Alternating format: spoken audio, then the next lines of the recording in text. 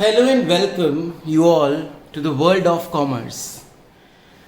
जैसे आप लोग +1 में स्टार्ट कर रहे हो अपनी ये स्ट्रीम को, कॉमर्स को, तो before I discuss the accountancy terminologies और the subject of accounts, economics, business with you people as an orientation, सबसे पहले हम स्टार्ट करेंगे मीनिंग ऑफ कॉमर्स के साथ कि आपकी स्ट्रीम का मीनिंग क्या है।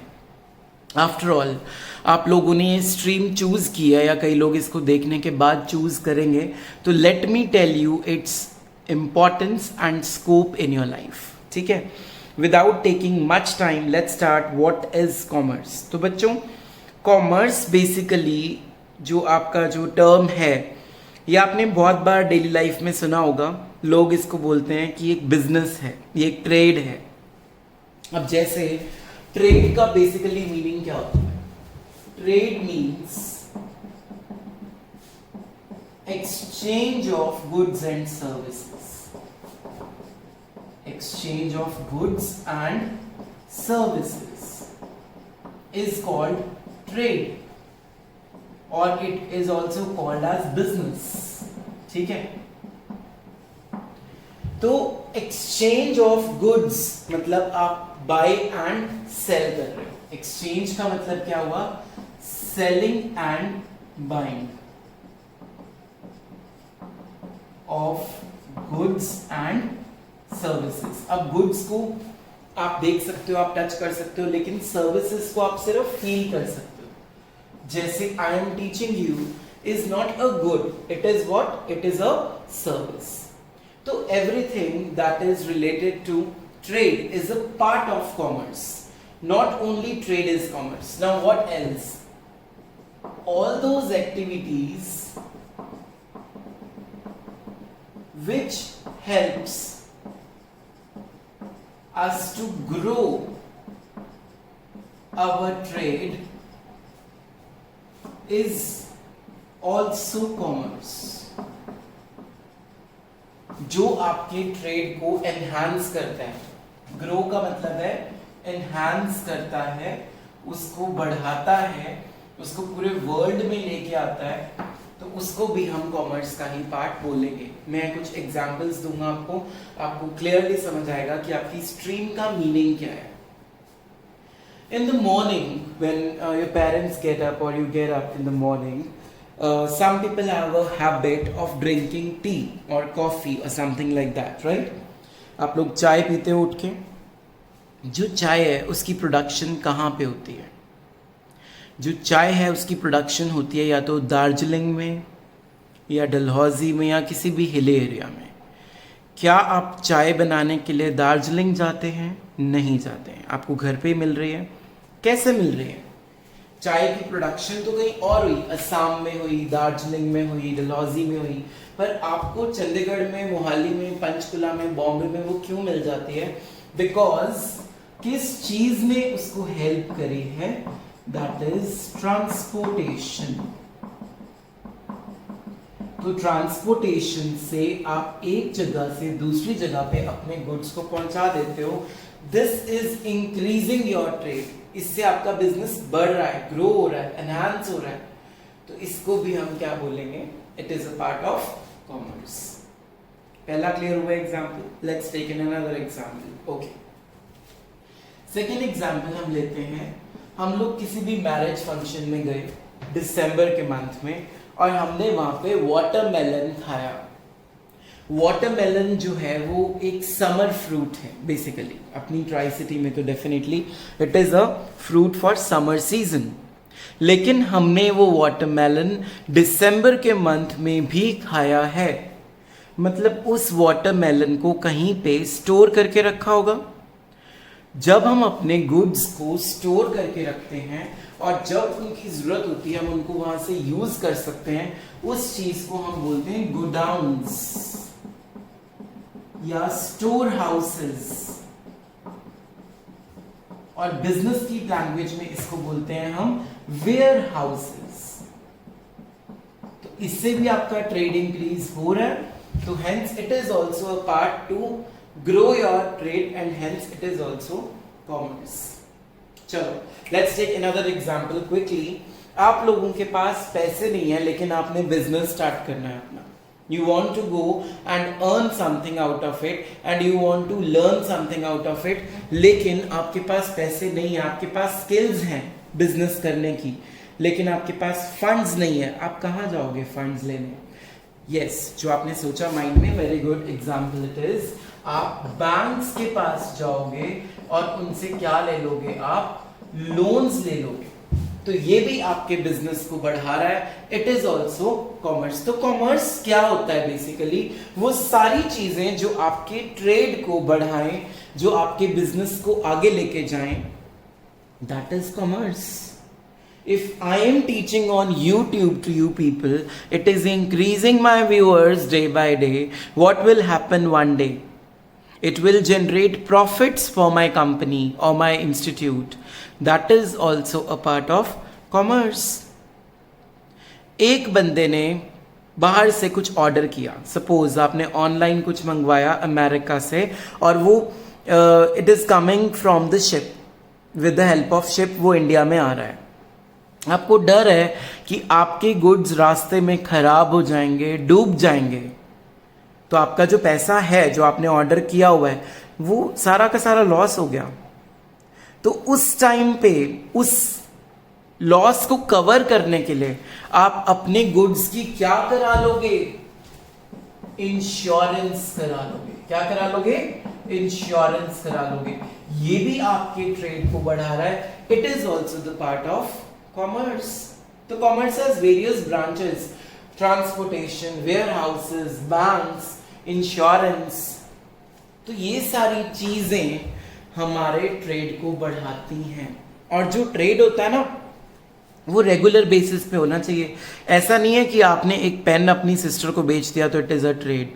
अगर आप बाहर वालों को अपनी फैमिली के अलावा प्रॉफिट मोटिव से कुछ भी बेचते हो और रेगुलर बेसिस पे बेचते हो, only then it is called a trade.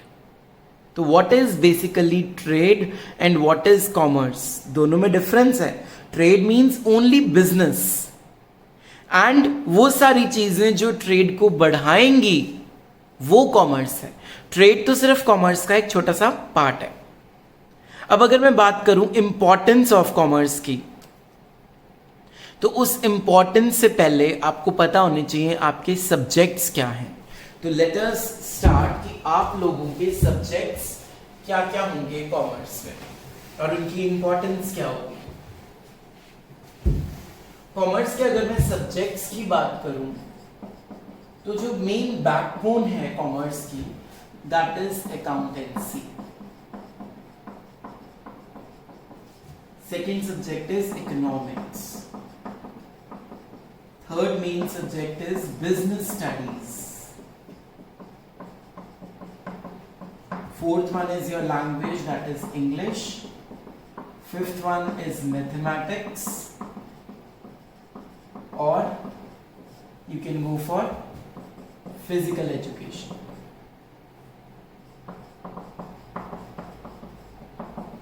You can go for music also, and there are many other options in the schools. तो ये तो मेरा सब्जेक्ट हो गया, इस पे तो मैं आऊंगा एंड में। पहले मैं आपको बता देता हूँ what are the rest of the subjects and what is its importance. Economics में आप लोगों को नॉलेज मिलेगी इकोनॉमी के बारे में, जो इकोनॉमी में हो रहा है इंडियन इकोनॉमी में। ठीक है, इंडियन इकोनॉमी की अगर मैं बात करूं तो जो आजकल सिनेरियो चल रहा है कोरोना वायरस के कारण, उसमें हमारी इकोनॉमी 10 इयर्स पीछे चली गई है। हमारा जो जीडीपी है, जीडीपी क्या होता है ये सब कुछ आप डिटेल में पढ़ोगे इस सब्जेक्ट में, वो 10 इयर्स पीछे का पहुंच चुका है।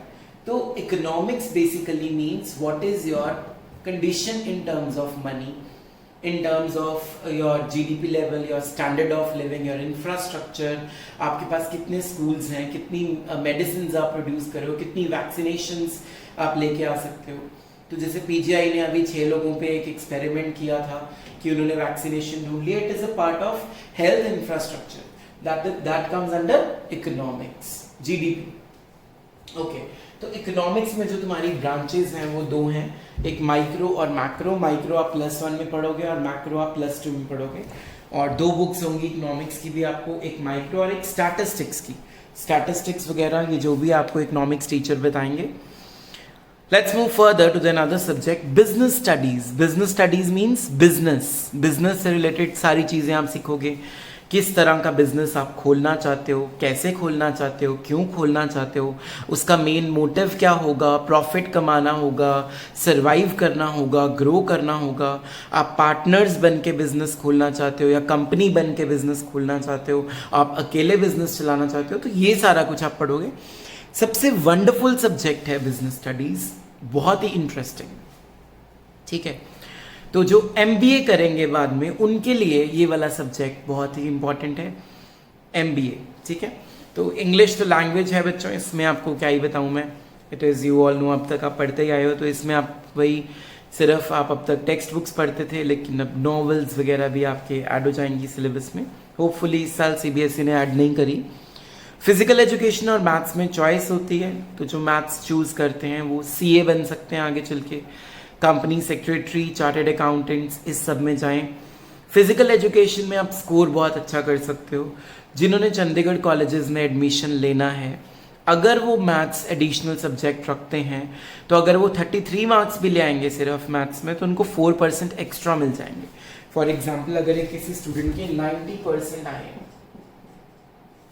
अकाउंट्स, इकोनॉमिक्स, बिजनेस, इंग्लिश और फिजिकल मिला के, और उसने मैथ्स का पेपर दिया और उसमें 33 मार्क्स ले आया, तो वो उसकी परसेंटेज काउंट होगी 94%। तो that is a very good thing.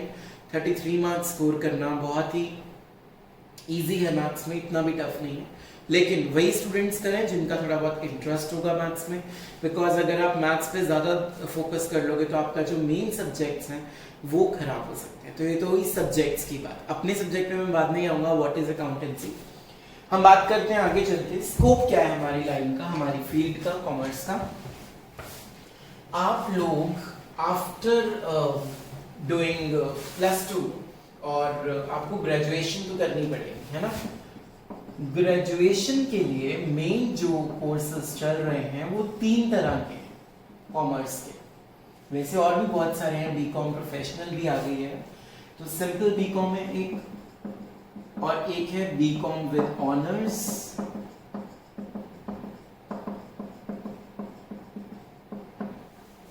और एक है BBA, और एक हमारे पास आ जाता है ग्रेजुएशन में ही बीकॉम विद LLB। इसके अलावा भी बहुत सारे ऑप्शंस आपके पास हैं, पर आजकल के सिनेरियो में ये टॉप पे चलेंगे 3। ठीक है, बीकॉम की वैल्यू BBA से थोड़ी सी ज्यादा है। BBA वो लोग चूज करें जिन्होंने फ्यूचर में MBA चूज करना।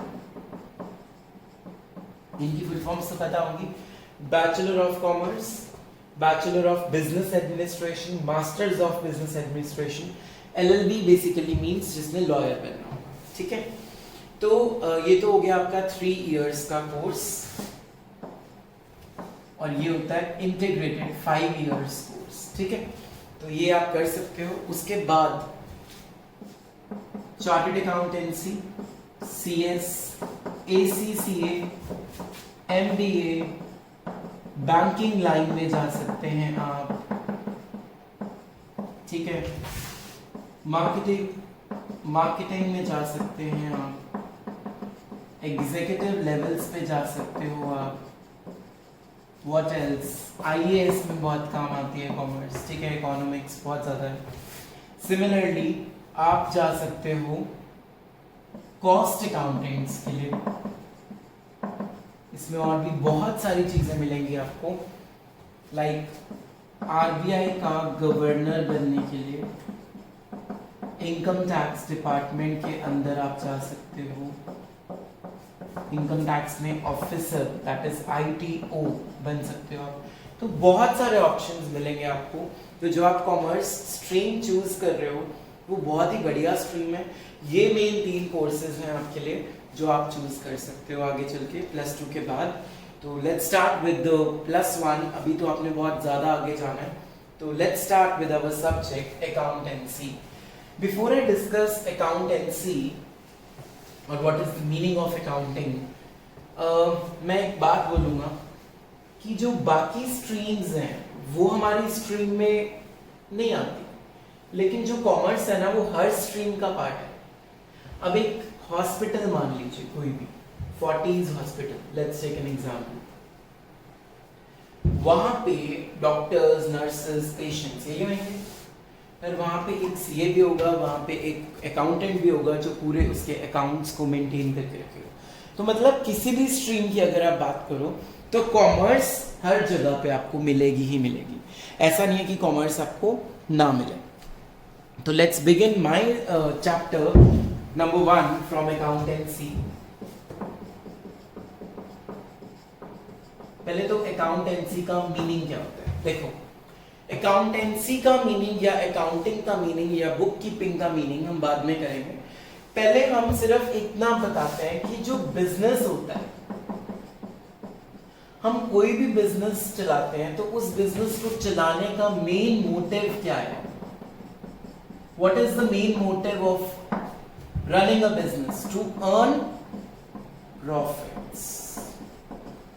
तो अकाउंटेंसी या अकाउंटिंग में हमें यही पता करना है मेन कि हमें कितने प्रॉफिट्स हुए हैं एक साल के अंदर, हम कहां पे थे और आज हम कहां पे पहुंच चुके हैं।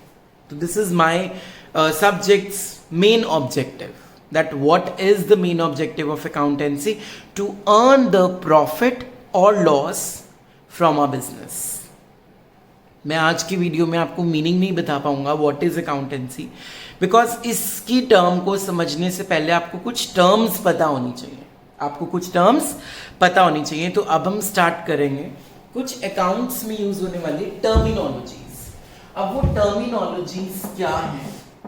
टर्मिनोलॉजीज मतलब कौन सी टर्म्स हैं जो आप यूज करने वाले हो अगले आने वाले आपकी जिंदगी में। क्योंकि अगर आप कॉमर्स लेते हो तो आपको इसके मीनिंग से पहले कुछ टर्म्स पता होनी चाहिए। तो let's start with the first term, that is capital. Now what is capital? आप लोग सोच रहे हो Delhi is the capital. No, here capital means something different. Amount invested by the owner to start a business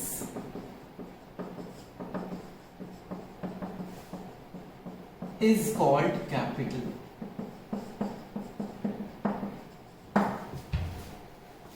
Amount invested by the owner to start a business is called capital. जो amount invest करता है owner अपने business को start करने के लिए, उसको capital बोलते हैं। अब जो ओनर होगा वो क्या क्या लेके जाएगा एक बिजनेस को स्टार्ट करने के लिए? Obviously number 1 cash in hand, या वो कैश कहां पड़ा होगा? उसके बैंक में, in the form of money. ठीक है, बिल्कुल ठीक। फैक्ट्री लगानी पड़ेगी उसको, ठीक है। उस फैक्ट्री में वो कुछ भी लगा सकता है, जैसे कि एसी लग गया, कोई मशीन लग गई, ठीक है, कोई फर्नीचर लग गया। तो ये सारा कुछ वो अपने बिजनेस को स्टार्ट करने में यूज कर रहा है, जिसको हम क्या बोलेंगे? कैपिटल बोलेंगे। क्या बोलेंगे? कैपिटल। तो जरूरी नहीं है कि वो अमाउंट जो इन्वेस्ट कर रहा है वो सिर्फ मनी की फॉर्म में हो, वो इनकी फॉर्म में भी हो सकता है। Machinery, furniture, air conditioner, factory, building. तो हम ये बोल सकते हैं कि capital can be in cash or in kind. Kind का मतलब होता है अदर देन कैश, कैश के अलावा भी कुछ चीजें वो लगा सकता है अपने बिजनेस को स्टार्ट करने के लिए। तो आज की हम डेली की 5 टर्मिनोलॉजीज ही करेंगे। तो आज पहली टर्मिनोलॉजी हमने जो पढ़ी है कैपिटल, इसको एक बार दोबारा सुनिए। Amount invested by the owner, मतलब एक ओनर ने जिसने बिजनेस स्टार्ट किया है, जो अमाउंट अपने बिजनेस में लगाया है स्टार्ट करने के लिए, उसको हम कैपिटल बोलेंगे, जो कि वो कैश की फॉर्म में भी लगा सकता है और कैपिटल की फॉर्म में भी लगा सकता है। क्लियर है? Okay, moving towards the second terminology for today.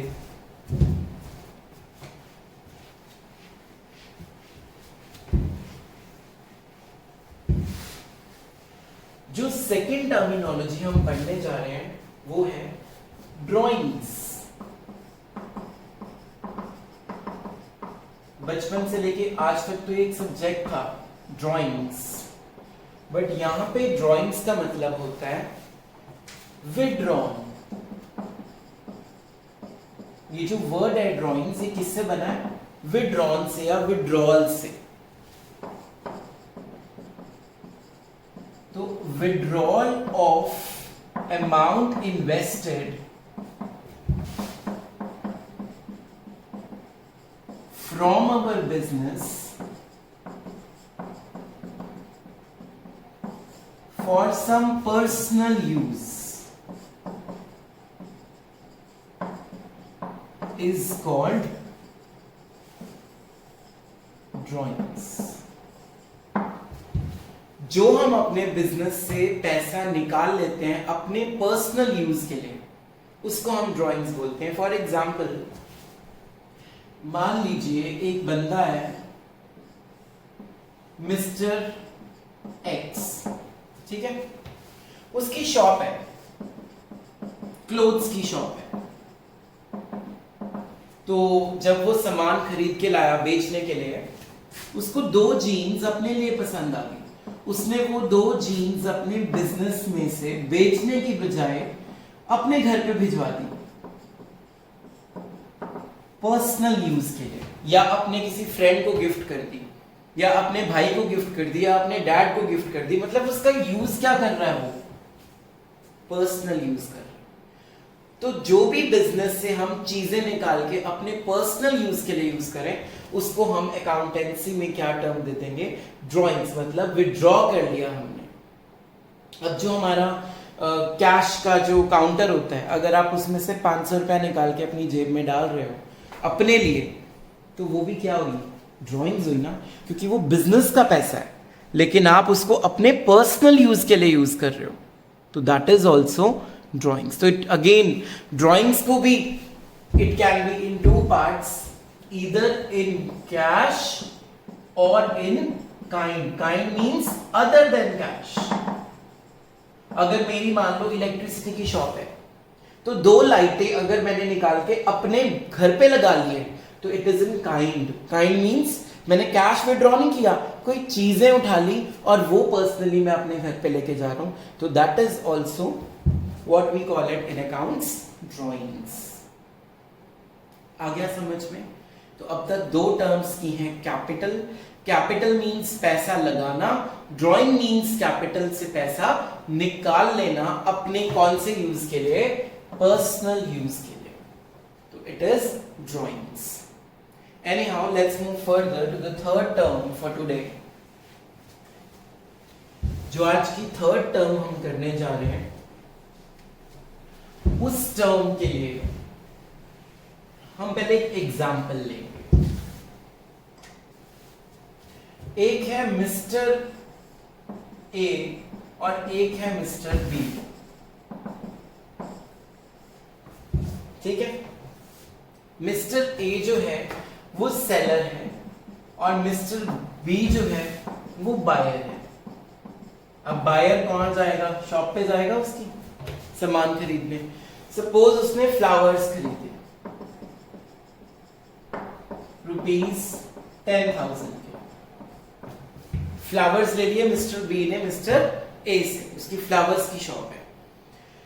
तो जब फ्लावर्स ले लिए, मिस्टर बी कहता है भाई मेरे पास तो पैसे नहीं है देने के लिए अभी, I don't have money, I don't have money. तो मिस्टर ए क्या कहेगा कि कोई बात नहीं, तुम पैसे मुझे बाद में दे देना। या तो ये कह सकता है, या क्या कहेगा कि मैं आपको पैसे नहीं, मैं आपको गुड्स ऐसे फ्री में नहीं दूंगा। वो तो चलो उसकी अपनी कंडीशन है।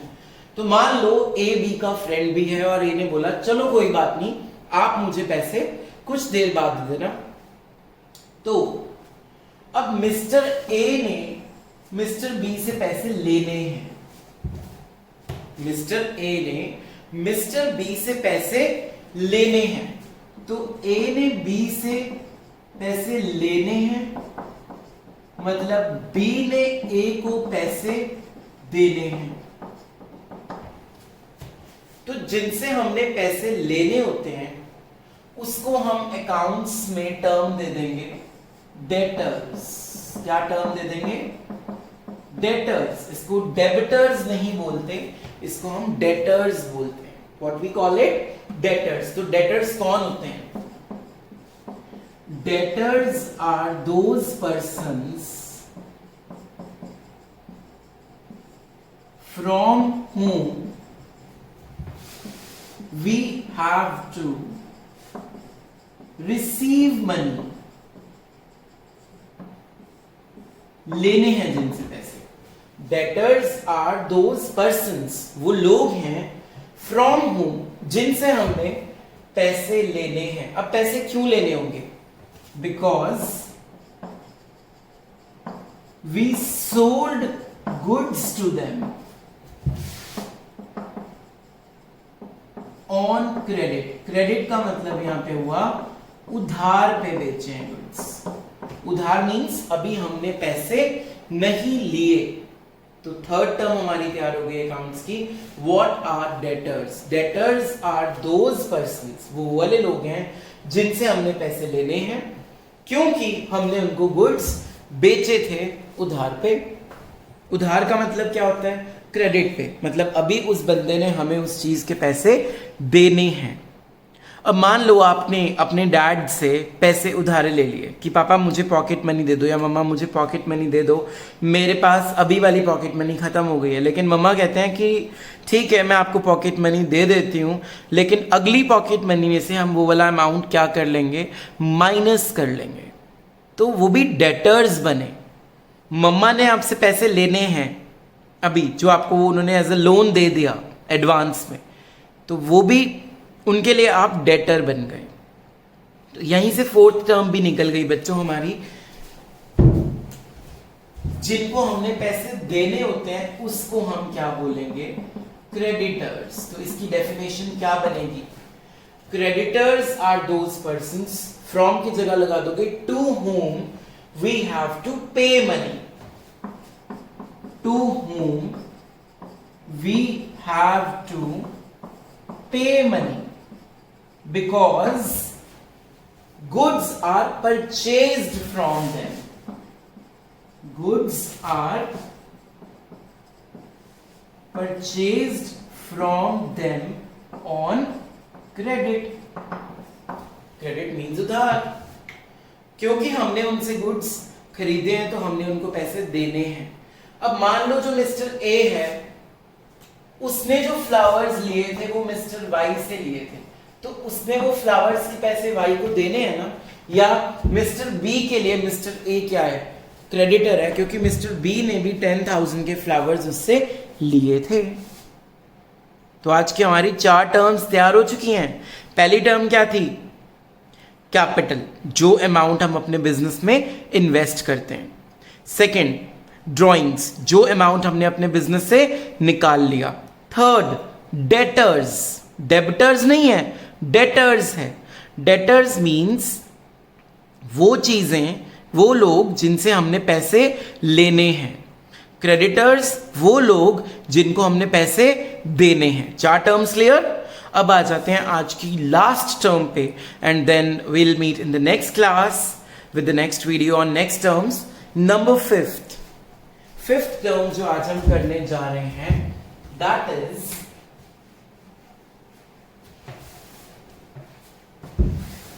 very important term for any business, that is profit। number 5, इसके बारे में आप लोगों को बड़े अच्छे से पता है कि प्रॉफिट क्या होता है। जब हम अपने गुड्स ज्यादा प्राइस पे किसी को बेचते हैं तो हमें रिजल्टिंग फिगर क्या मिलेगी? प्रॉफिट्स। 10,000 की गुड्स हैं, आपने वो 12,000 के बेच दिए, तो ये 10,000 आपका कॉस्ट प्राइस था और 12,000 आपका सेल्स प्राइस था। तो जो 2000 आपने कमा लिया वो आपका क्या बन गया, प्रॉफिट बन गया। तो कैसे डिफाइन करोगे इस टर्म को, excess of sales over cost is known as profit। अब जो कॉस्ट प्राइस होता है उसमें उस गुड को बनाने का खर्चा, मतलब रॉ मटेरियल। रॉ मटेरियल का मतलब पता है, कच्चा माल। अगर मैं ये मार्कर बना रहा हूं तो इसको बनाने के लिए क्या क्या लगा है, प्लास्टिक लगा है, कपड़ा लगा है, इंक लगी है, प्रिंटिंग लगी है, तो ये सारा रॉ मटेरियल होगा जब ये कच्चा होगा। फिर उसको प्रोसेस करने का खर्चा, मशीनरी में डालेंगे हम तो वो जब मार्कर की शेप में आएगा प्लास्टिक, उसका खर्चा। जो लोग हमने हायर किए होंगे उनको हम वेजेस देंगे, उनको हम सैलरीज देंगे, ठीक है। फिर अपने गुड्स की क्या करेंगे, advertisement. Now advertisement is also commerce. When I was telling you, I told you about the commerce, that is transportation, warehousing, banking, insurance. This is also the form of commerce, advertisement. क्योंकि advertisement business में help करता है ना। हम अगर पता ही नहीं होगा कि मार्केट में ये प्रोडक्ट आया है तो हम ट्रेड कैसे बढ़ाएंगे, तो एडवर्टाइजमेंट से हमें नॉलेज मिलती है, तो ये भी कॉमर्स का ही पार्ट है। तो ये सारा कुछ हमारा कॉस्ट प्राइस होता है। और कॉस्ट प्राइस को अगर हम सेल से कंपेयर करें तो या हमें प्रॉफिट होगा या हमें लॉस होगा। अगर ये 10,000 वाली चीज हमने मार्केट में 8,000 की बेच दी तो 2,000 प्रॉफिट नहीं होगा, फिर 2,000 का क्या हो जाएगा, हमें लॉस। तो आज की वीडियो में हमने पढ़ा है पहले व्हाट इज कॉमर्स और कुछ अकाउंटेंसी की 5 terms, that is capital, drawings, debtors, creditors and profit. मिलेंगे अगली वीडियो में कुछ और न्यू टर्म्स के साथ। Till then keep revising it. Thank you.